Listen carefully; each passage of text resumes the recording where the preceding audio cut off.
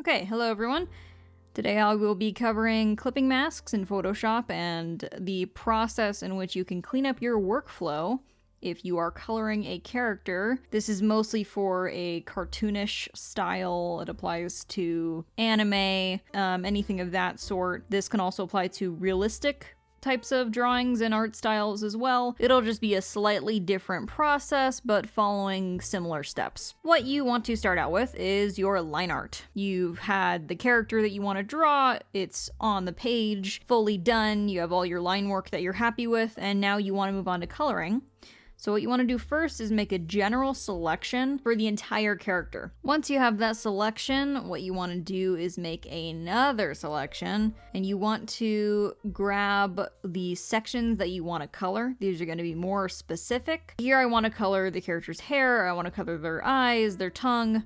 Then I'm going to color these sections. I'm not going to worry about the selected areas just yet. And now, because everything is the color that I want it to be for the most part, what I'm going to do is I'm going to merge these two down. So select both of these layers, general selection, or your secondary selection, and your detail. You want to merge them, and then you want to create a clipping mask. The shortcut for that on Mac is Option-Command-G. Once you have that clipping mask, what you want to do is move forward essentially with the same process. Of course, label what you need to, but this is a super easy way to get a clean, cartoonish look on your drawing without having to worry about making sure that you're within the lines on every single piece of thing you want to color. So instead of worrying about, let's see if I make another layer here. If I grab a brush and I will make this a little bigger. I don't have to worry if I want to make some different colors on the eye here. All I have to do is just color. And so here's the thing. I'll show you what I did here. This is clipping to the general selection. So if I make that invisible, you won't be able to see anything.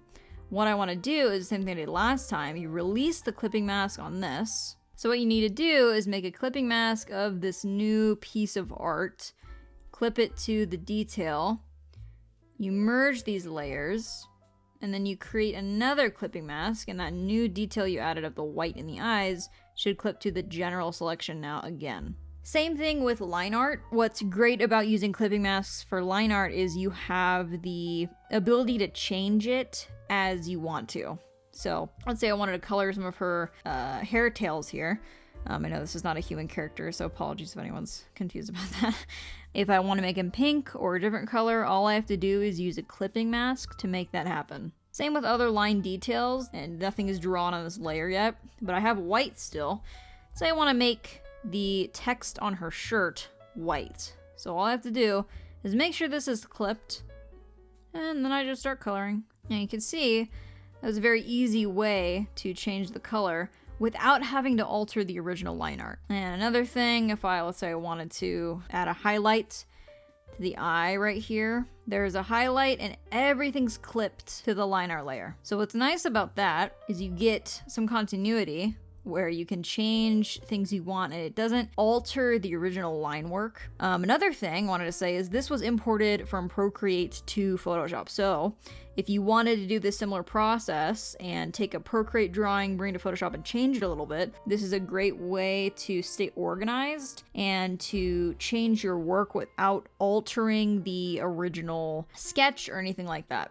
Another one last quick thing I wanted to show was if I were to Command-J, this is a Mac keyboard shortcut. It's essentially making a copy of the layer in the exact same spot that the original is. So what I'm going to do here, and this is, you'll see when I move that, it releases some of the clipping masks. So I will do the shortcut on that. This is a super easy way to get a good selection to put like a gradient map or something over. An important thing though for your workflow when you're doing stuff like this is you need to lock transparent pixels. In other words, alpha lock. So alpha lock that selection and then go to your gradient tool. You want to clip that gradient to this. We'll go for some kind of purple or we'll go for a purple. We're going to merge these like I've done before. That makes it so there's a gradient of this specific shape. And then you want to go in and change the opacity, change the blending modes. Let's say I wanted to do a dissolve or something, which I don't know why I would want to do that.